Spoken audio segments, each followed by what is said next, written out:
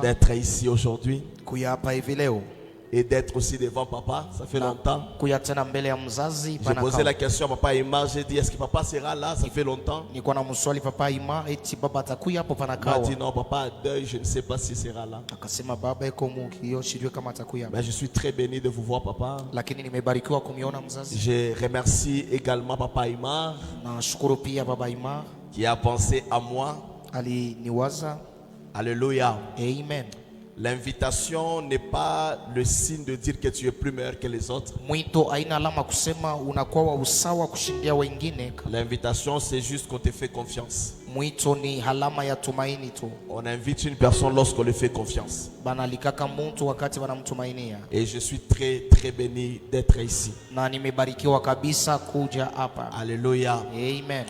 Alors hier j'étais là, j'ai assisté. Celui qui a travaillé c'était papa héritier, c'est mon père spirituel. Alors il a parlé sur beaucoup de choses. C'est un grand défi pour moi de travailler après lui. Et même le dimanche il y avait le berger Michel Kaita, qui est aussi une grande bénédiction. Alors nous allons encore ajouter un plus à tout ce que les pères ont fait dans la parole, dans la prière et dans la prophétie. Que le Seigneur vous bénisse. Tu peux dire à ton voisin, ce n'est pas pour rien que tu es ici.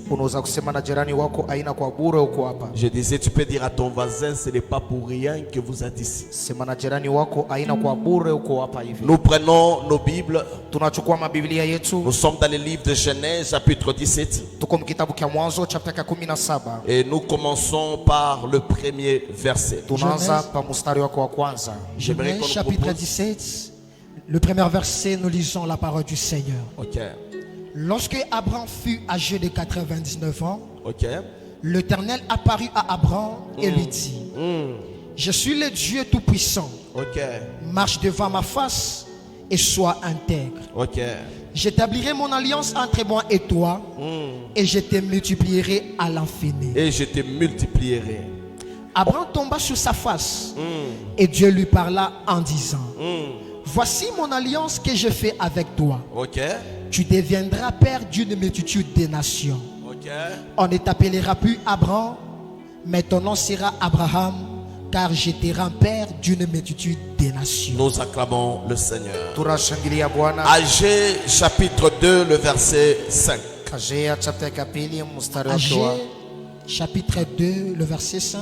Nous lisons la parole du Seigneur. Je reste fidèle à l'alliance que j'ai faite avec vous quand vous sortîtes de l'Égypte. Je reste fidèle à l'alliance que j'ai faite avec vous quand vous sortirez d'Égypte. Et mon esprit est au milieu de vous. Et mon esprit est au milieu de vous. Ne craignez pas. Ne craignez pas. Que le Seigneur vous bénisse. J'aimerais parler sur un thème que nous a donné. J'établirai mon alliance avec toi. J'ai beaucoup de choses à dire à ce qui concerne l'alliance. La première des choses que l'Église doit savoir sur l'alliance, c'est que le monde ne peut pas exister sans alliance. L'univers ne peut pas tenir sans alliance. Et même la Bible ne peut pas tenir sans l'alliance. La Bible commence avec le livre de Genèse. Genèse c'est les Hébreux. On appelle ça Bereshit. Bereshit veut parler pas seulement du début, mais ça parle de l'alliance du début. C'est pourquoi on a mis Bereshit. Or que la lettre, donc lorsque nous disons ABCD, directement B c'est deuxième lettre. L'alliance est basée sur une alliance. Je répète, toute réussite, aucun Aucun homme ne peut devenir un homme grand par accident. La plupart des hommes grands que vous connaissez, ils ont atteint la grandeur par l'assistance d'une alliance. On ne peut pas dominer dans le monde sans alliance. L'alliance, c'est une parole annoncée vers une autre personne. Et nous disons souvent que l'alliance est traitée entre le supérieur et l'inférieur.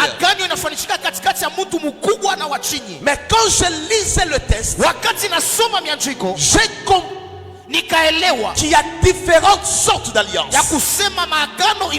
qui entrent dans les vies des gens et qui stabilisent les vies des gens. Si tu veux devenir un homme grand, rassure-toi qu'il y a des paroles qui la grandeur. C'est qu'il y a des paroles qui rassurent ta grandeur.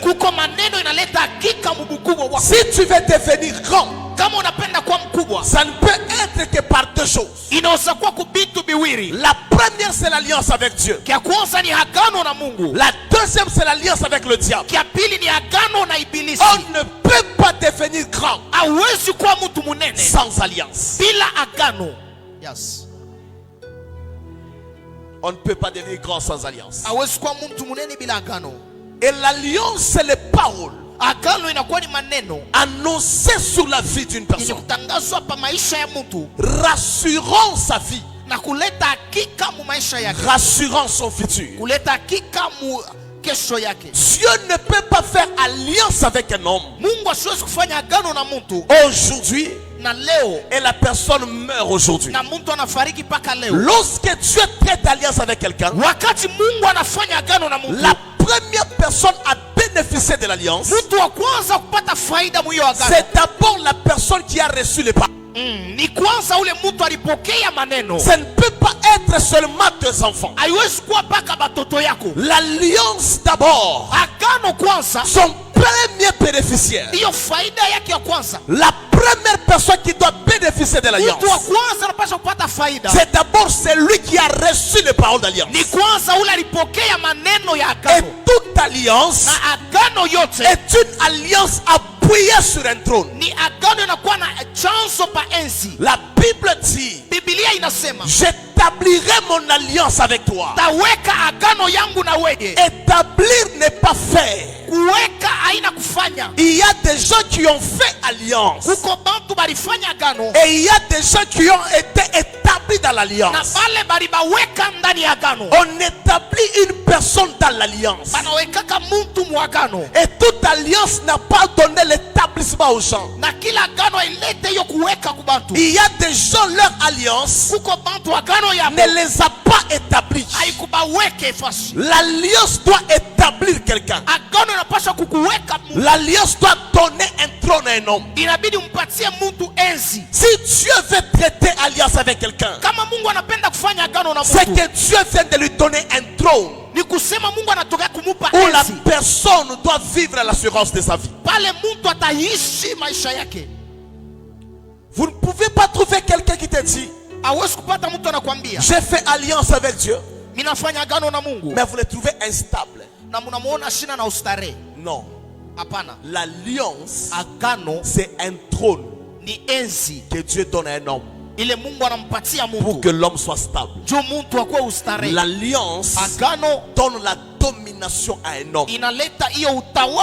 L'alliance, en d'autres termes, c'est que Dieu te donne la terre. J'ai toujours parlé, même chez moi à l'église, j'ai dit: il y a des hommes, je ne sais pas si c'est Dieu, si c'est le diable, je ne sais pas comment dire, mais que Dieu a donné la terre. Il y a des personnes comme chez nous, même ici, une personne comme le monsieur de Moulikap. Ce monsieur là, vous avez l'impression que Dieu l'a donné le katanga. Parce que si vous prenez le temps de réfléchir sur cette personne, L'alliance établit quelqu'un. Ça fait mal d'apprendre qu'il y a des prophètes, des hommes qui ont l'onction et l'appel.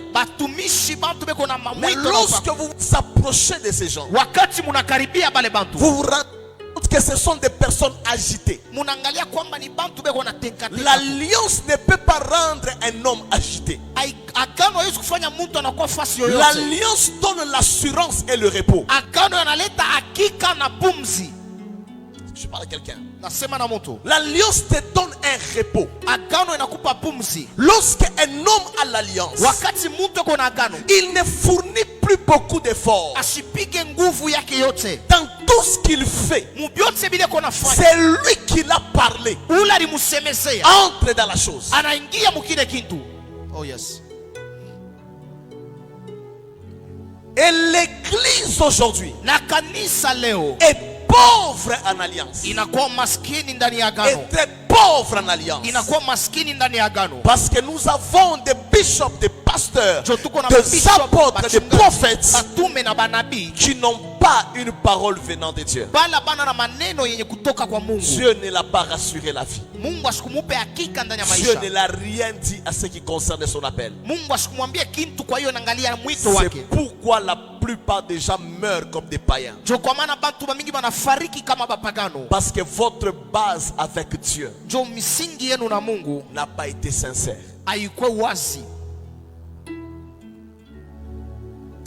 Une personne qui a l'alliance avec Dieu, une personne que Dieu a appelée, Dieu rassure sa vie.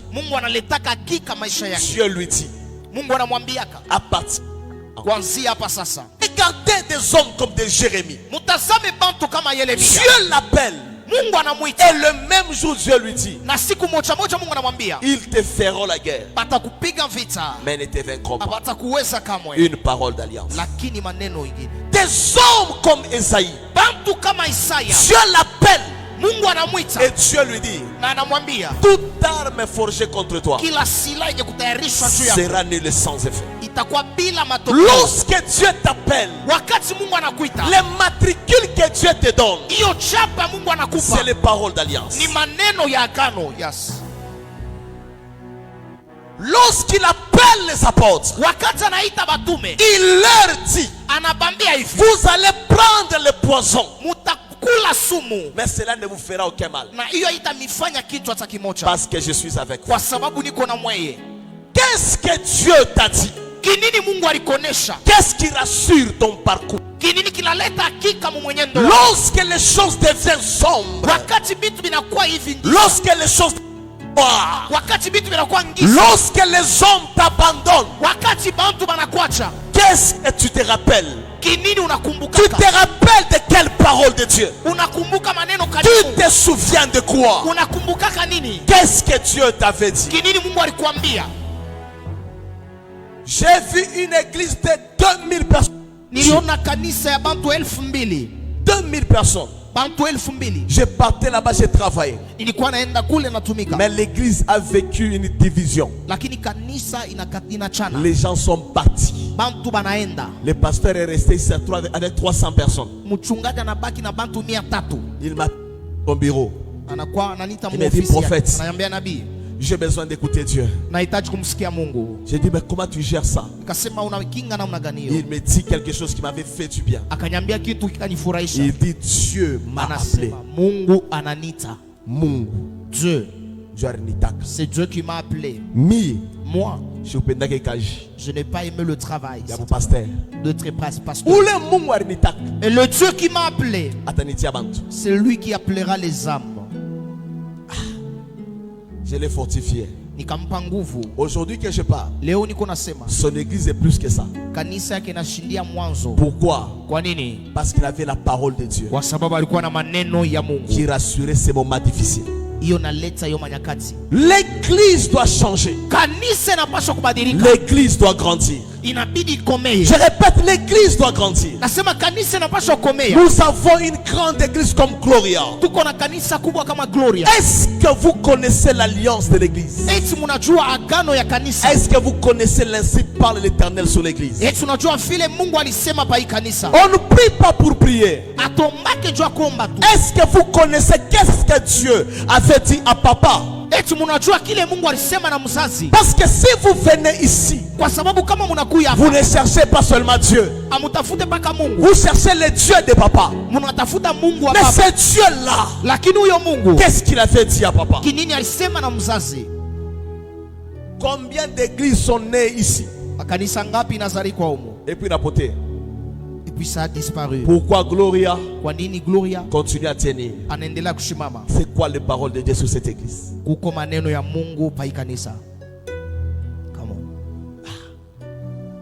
Est-ce qu'on se comprend bien? Est-ce que vous pensez que si cette église, c'est pas quand? Yes. Non, c'est pas parce qu'il y a le balcon. Si cette église tient, il y a les paroles de Dieu sur cette église.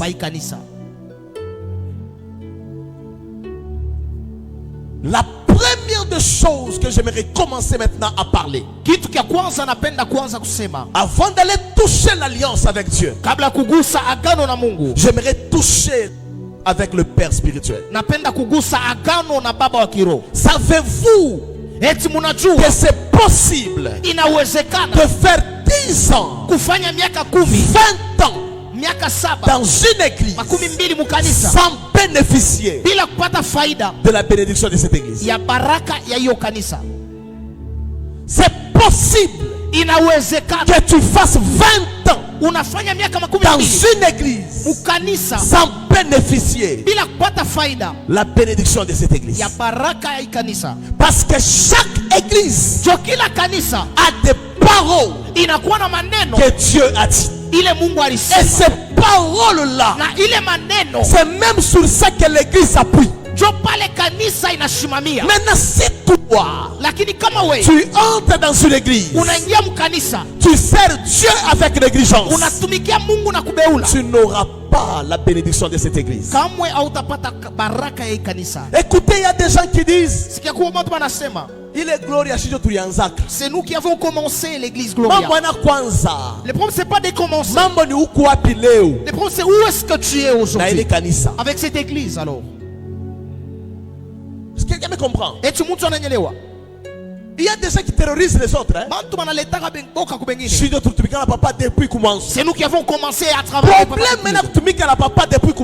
problème n'est pas de travailler avec papa de le début. Le problème, quelle est ta position aujourd'hui dans cette église? Et quelle est ta position actuelle? Tu peux servir un maître que tu n'aimes pas. Tu le sais. Viens manger chez toi. Les gens qui partent lorsqu'il y a rébellion à l'église, lorsqu'il y a un petit problème, ce sont des gens qui ont souffert, mais qui n'ont pas compris la gloire de Dieu de cette vision, qui n'ont pas compris le message de Dieu dans cette vision, l'alliance de Dieu dans cette vision. Il y a des choses que tu auras dans ta vie quand restant fidèle ici, que tu n'auras jamais de ta vie si tu pries dans mon église.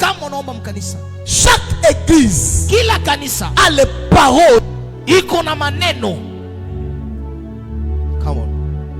Moi je travaille mes 2 jours ici, et dans mes 2 jours, la première des choses que nous allons faire, c'est restaurer notre alliance avec ce temple. Oh yes.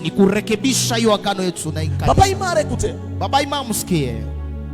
La Bible dit Daniel était à Babylone. Mais à toute fois qu'il priait, il regardait vers Jérusalem. Vous savez pourquoi? Parce que Jérusalem avait les paroles d'alliance.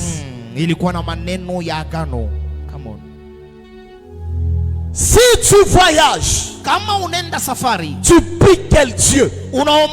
Si tu te retrouves aux États-Unis, ukuye kwa Amerika, en Afrique du Sud, kwa Afrika Kusini, est-ce que tu pries le Dieu de Gloria? eti unaombaka Mungu wa Gloria? Parce que tu ne pries pas ici pour rien. Kwa sababu aombake humu. Il y a des choses kuko bitu que les gens ont vu ici. Bile bantu bariishi. Il y a des miracles kuko mujiza ont vécu ici. Bile bantu bariishi. Il y a des délivrances kuko mafunguli que les gens ont vécu ici. Bile bantu bariishi. Mais toi, lakini wewe jusqu'à présent, mpaka leo tu n'as encore rien vu. hauyaona kitu. Tu sais pourquoi? Unajua kwa nini? Tu t'es habitué Umezoea du temple.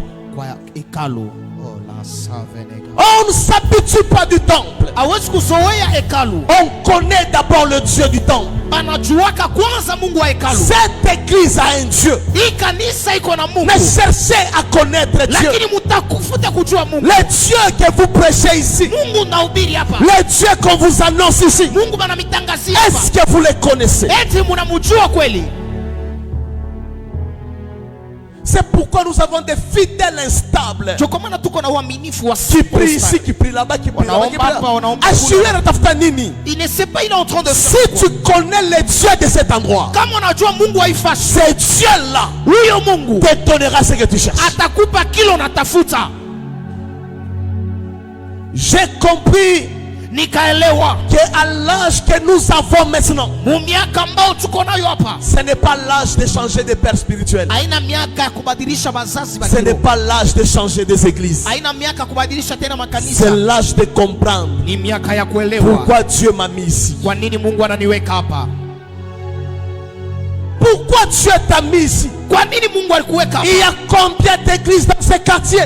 Pourquoi tu pries seulement ici? Qu'est-ce que Dieu veut te montrer? Qu'est-ce que Dieu veut t'apprendre? L'église Gloria a un secret de Dieu. Mais ce secret de Dieu là, tu le connaîtras comment?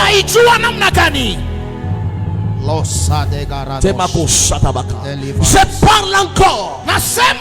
Connaissez le Dieu de cet endroit. Connaissez le Dieu de cet endroit. J'aime David. Dans tout son parcours, il a commis beaucoup d'erreurs, beaucoup de bêtises. Mais le jour de sa mort, il m'a fait du bien. Il appelle Salomon. Il dit, mon fils, tu auras le trône. Ça, ce n'est pas grave. Mais je vais te dire quelque chose. Connais le Dieu de ton père. Connais le Dieu de ton père. Le problème de l'église, vous ne connaissez pas le Dieu de votre père. Vous ne connaissez pas le Dieu de votre père. Vous êtes ici en vous êtes ici en train de chercher Dieu. Mais est-ce que vous connaissez le Dieu de Papa Moulumba? Est-ce que vous le connaissez? Non. Vous ne le connaissez pas. Vous ne le connaissez pas. Nous qui ne sommes pas de l'église, le moment que j'ai eu à parler avec papa, j'ai vécu un changement dans ma vie. Parce qu'on avait seulement parlé, ma vie a changé. Moi j'ai vécu, j'ai des témoignages à donner. Parce qu'on avait seulement parlé avec papa. Mais vous, chaque dimanche, vous êtes avec papa. Chaque semaine, avec papa, rien ne change. Vous vous habituez des hommes de Dieu. Vous savez, Jésus parle, il dit à ses apôtres, quelqu'un m'a touché. Pierre le dit, nous sommes là en train de te toucher tous. Maintenant tu dis que quelqu'un t'a touché. Jésus le dit, il y a une personne qui vient de me toucher différemment. Parce que cette personne n'est pas habituée à moi. Vous savez, papa est une bénédiction. Mais les gens peuvent venir de l'extérieur, recevoir la grâce. Mais vous êtes habitués. J'ai appris à mon église de voir l'homme de Dieu comme un cadeau chaque jour. Si tu vois le pasteur entrer à l'église dimanche, prends-le comme un homme spécial. Prends-le comme un homme spécial. Vous savez pourquoi je dis ça? Parce qu'un homme de Dieu, si tu t'habitues de lui, il ne sera plus ta bénédiction. Dis à ton voisin, est-ce que vous comprenez ce qu'on dit? On te dit de ne pas t'habituer aux hommes de Dieu. Parfois, on me dit, pourquoi tu ne me prophétises pas? J'ai dit, te prophétiser toi. Pourquoi? Avant, j'écoutais Dieu qui me parlait parfois sur toi. Mais aujourd'hui, je l'écoute, mais rarement me parler de toi. Tu sais pourquoi? Nous nous sommes habitués. Nous sommes habitués. Je donne un conseil aux fidèles de l'église. Connaissez le Dieu de votre père. Je dis connaissez le Dieu de votre père. Combien de pasteurs sont morts jeunes? Mais Dieu continue à donner la grâce, la vie à papa. Ce n'est pas pour rien. Je dis ce n'est pas pour rien. Je ne veux pas après des années qu'on dise qu'on a perdu quelqu'un qui était une source de bénédiction pour nous. Tant qu'il est là, tant qu'il est avec nous, profitons de sa lumière. Profitons de sa lumière. Tout père spirituel est une lumière pour la vie de ses enfants. Apprenez à comprendre l'alliance de Dieu. Apprenez à comprendre c'est quoi la volonté de Dieu dans cette église. Lorsque la chorale ne fonctionne pas bien, il n'est pas question de dire que apprends à comprendre pourquoi de toutes les églises qui existent, Dieu a voulu que tu chantes ici. Il avait un projet avec toi. Je parle à une personne. Connaissez l'alliance du Père. Parce que c'est lui qui connaît l'alliance du Père. Devient un élément de témoignage. Écoutez, je vais vous dire quelque chose. C'est lui qui découvre l'état spirituel de son Père, qui découvre l'alliance de son Père. Il devient le bénéficiaire de la clé du royaume. Tu ne comprends pas bien. C'est pourquoi Jésus pose la question. Il dit, qu'est-ce que les gens disent que je suis? Il dit que tu es Jean, tu es Élie, tu es Jérémie. Il dit alors vous mes enfants, qu'est-ce que vous dites? Pierre lui dit, tu es le fils de Dieu. Jésus lui dit, ce n'est pas la chair et le sang qui t'ont révélé ces choses, mais comme toi Pierre, tu viens de découvrir qui je suis. Je parle aussi sur toi. Tu es Pierre. Sur cette pierre je bâtirai mon église. Et puis il dit, et le séjour des morts ne pourront jamais contre toi. Il dit encore, je te donne les clés. C'est que tu lieras sur terre sera lié dans le ciel. C'est lui qui découvre son Père. Il reçoit les clés de son Père. Je parle à quelqu'un. C'est lui qui découvre le Dieu du Père. Reçoit les clés du Père. ton papa. Je vais dire quelque chose. Je vais dire quelque chose. Lorsque Jésus par la prière, il lui dit ce que tu lieras sera lié.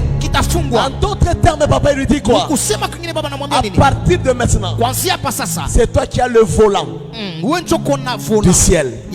Si tu dis allons à gauche, même les anges au ciel ils gauche. Parce que toi, tu es le fils du maître. Je parle à 4 personnes dans la salle. Apprends à connaître l'alliance de ton père. L'alliance rassurera ta vie et ta destinée. À partir de maintenant, si tu ne connaissais pas, l'ainsi parle l'Éternel, ici dans cette église, je prie Dieu, le Dieu de ce temple, le Dieu des papas, qu'il se révèle dans ta vie, qu'il se révèle dans ta vie. Lorsque tu dormiras la nuit, que son ange vienne te parler. Come on. Je parle à quelqu'un. Quand tu tomberas malade, c'est l'ange de papa qui viendra te soigner. J'ai besoin d'un amen prophétique au sacerdotal. Je dis ceci. À partir de maintenant, je dis à partir de maintenant, lui qui découvre le Dieu des papas, que ce Dieu-là entre dans sa maison. Come on. Oh, kababa shanta baba. Je répète encore, c'est lui qui découvrira le Dieu des papas, que ce Dieu-là quelque chose. Come on. L'église n'est pas appelée à connaître que les problèmes des gens. L'église est appelée à connaître le Dieu de leur père. Yes. Oh. Et vous savez, dans l'alliance, il y a la confiance. Quand Dieu traite alliance avec quelqu'un, Dieu demande à la confiance. Isaac était trop jeune, mais Isaac connaissait que son père avait une alliance avec Dieu. Un jour son père lui dit allons à la montagne. Il part. Isaac voit le couteau. Il ne craint pas. Il dit à papa, je vois le bois, je vois le feu. Où est l'agneau? Son père le regarde. Il dit à son fils, c'est toi l'agneau d'aujourd'hui. L'enfant n'a pas pleuré. L'enfant n'a pas paniqué. Parce que l'enfant savait que mon père est un homme d'alliance. Je vais dire ceci. Si tu veux être un homme puissant, fais confiance totalement à ton père. Yes. Come on, Father. J'aimerais enlever quelque chose dans la tête de quelqu'un. Tu calmes. Asseyons-nous. On peut se rasseoir, s'il vous plaît. Tu calmes, c'est ma maman. Papa Imar. Je grandissais à Kambov. C'est là que je suis né. J'ai grandi. Il y avait un pasteur. Ce pasteur-là, les gens les prenaient comme Dieu. S'il veut marcher, les mamans prenaient leur pagne, mettaient ça à terre. Le pasteur, il passait. Le pasteur là, il ne pouvait pas saluer n'importe qui. Nous on le critiquait. Lorsqu'il y a le soleil, le pasteur m'a mis un parapluie. On disait des bêtises. Yes. On est en train de l'adorer. C'est quoi ça? On est en train de l'adorer. Nini. J'ai grandi. J'ai compris. En disant que si les enfants ne gardent pas bien leur père, le gens de l'extérieur, lorsqu'ils vont bien le garder, ils seront bénis par rapport à ceux de la maison. Jésus lui-même, il dit, il est venu chez les siens, mais les siens l'ont rejeté. On ne demande pas aux fidèles d'adorer leur pasteur, mais on demande aux fidèles d'honorer leur père. Apprenez à honorer le père. Apprenez à honorer le père. Vous savez, moi dans ma vie, j'honore beaucoup le père. Par exemple, comme je suis arrivé ici, je n'ai pas salué papa avec les mains, n'est-ce pas? Je suis arrivé ici, j'ai fait ça, c'est fini. Pour moi, si le père me donne sa main, c'est qu'il a accepté de me donner quelque chose. Est-ce que vous me comprenez? Moi je comprends le père.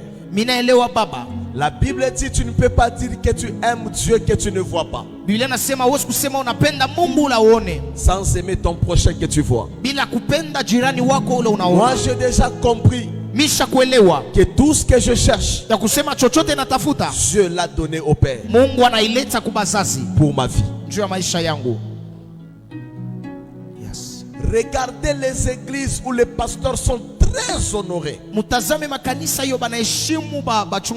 Les fidèles de cette église ne souffrent pas, même si on ne le dit pas. Les fidèles ne souffrent pas. Oui. Regardez les églises comme les kimbangistes. Est-ce qu'il y a des églises pentecôtistes qui donnent les offrandes plus que Kimbangu? Jamais. Ces gens-là sont bénis parce qu'ils savent vénérer le Père. Tant que ton père n'est pas plus élevé que toi, tu ne recevras rien de lui. C'est pourquoi même Élie dit à Élisée, quand tu me verras monter,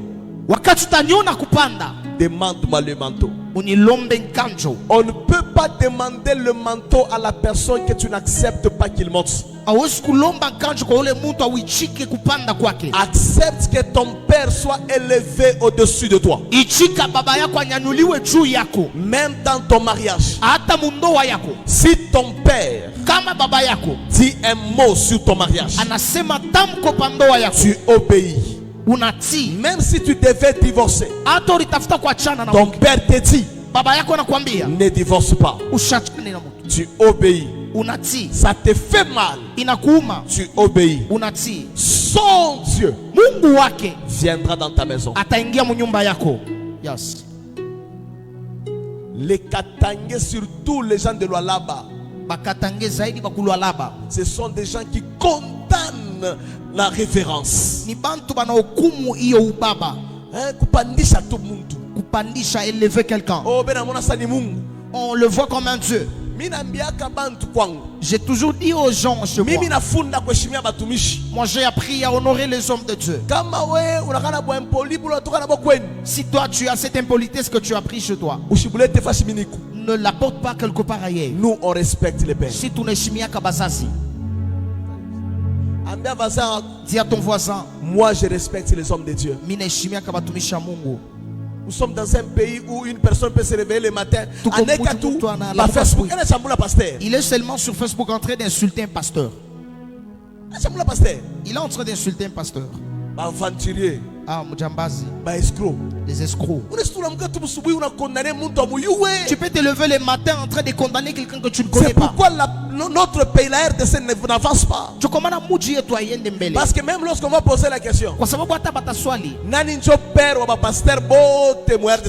est le père de tous les pasteurs en RDC? Il n'est plus. Il n'est plus. On va citer oh papa Solinga Fouta, on va citer tel. Ça ne donne pas.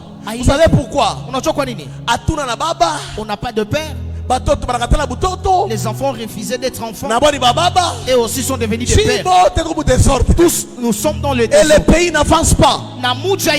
Dans cette église Gloria, remettons papa à sa place. Et nous allons vivre les bénéfices de son appel. Nous allons vivre les bénéfices de sa grâce. Je dis remettons papa à sa place. Nous allons vivre les cadeaux de Dieu ici.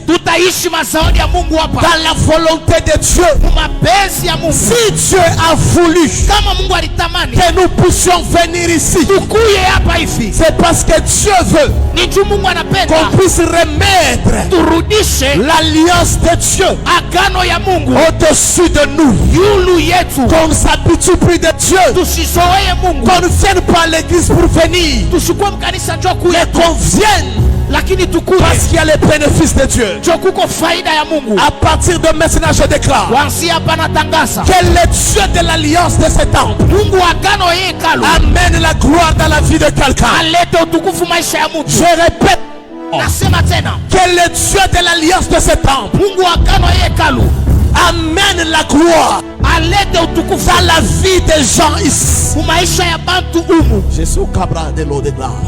Il y a une gloire qui veut arriver, mais Dieu nous recommande de remettre la place de Dieu, remettre la place de l'homme de Dieu. Est-ce qu'on peut le faire à l'église? Remettre la place de Dieu, remettre l'homme de reconnaître que cette église ne tiendra pas si Dieu n'a plus sa place, si papa n'a plus sa place. Je parle à une personne. À partir de maintenant, toutes les promesses de Dieu dans cette église commencent à s'attacher à ta vie. Je répète encore, tout ce que Dieu avait promis à papa, que ça soit dans une retraite, que ça soit la montagne, que ça soit dans les songes, que toutes les choses que Dieu a dit à papa dans le secret, que nous devenons à partir de maintenant les bénéficiaires de ces paroles-là. Si Dieu avait promis la richesse à papa, que cette richesse entre aussi dans nos fils, entre aussi dans nos familles, entre aussi dans la vie de nos enfants. Oh, est-ce que je parle à quelqu'un? Si tu me dis amen plus fort, que la chose arrive dans ta vie. Oh, je parle encore. À partir de maintenant, tout ce que Dieu a promis, que ça commence à susciter dans nos maisons, dans la vie de nos enfants, dans nos vies. À partir de là, ce que Dieu a dit, que ce soit dans les secrets, que ce soit où, que ça entre dans nos vies. Oh yes. Est-ce qu'il y a des gens qui croient ce que je dis? Est-ce qu'il y a des gens qui croient ce que je dis? À partir de maintenant, je dis à partir de maintenant, toutes les promesses de Dieu vont porter un corps dans ton mariage, dans la vie de tes enfants. Oh, je parle encore. Je parle encore. Je répète encore. À partir de maintenant, tout ce que tu crois qui est vrai de Dieu dans cette église, que cela s'attache à ta vie. Lorsqu'on regarde la vie de papa, on voit ce que Dieu fait avec lui. Il a donné la terre de Colosie. Dieu l'a donné la terre. Nous sommes ses enfants. On doit Yes, on doit aussi dominer. Parce que nous sommes ses enfants. Nous sommes ses enfants. Est-ce que Mutoto est président? Est-ce que l'enfant du président, on a 2 ans, même s'il a 2 ans, sortant dans la rue, est-ce qu'il appelle de soldats venir le protéger? Et même ils sortent venant le protéger. Pourquoi? Son père, c'est notre chef. À partir de maintenant, que les anges qui gardent papa te protègent également. Que les anges qui bénissent papa te bénissent aussi. Je dis que le Dieu des esprits de prophètes, le Dieu qui marche avec papa, qu'il entre aussi dans ta vie. Je dis qu'il entre aussi dans ta vie. Je dis qu'il entre aussi dans ta vie. Je parle maintenant, j'aimerais terminer. Je parle au nom de Jésus. À partir de maintenant, si tu tiens à l'alliance du Père, que Dieu te donne les clés de la domination.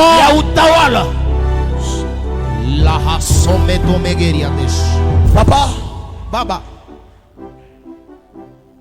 vous allez bien? Vous connaissez le nom de Vital?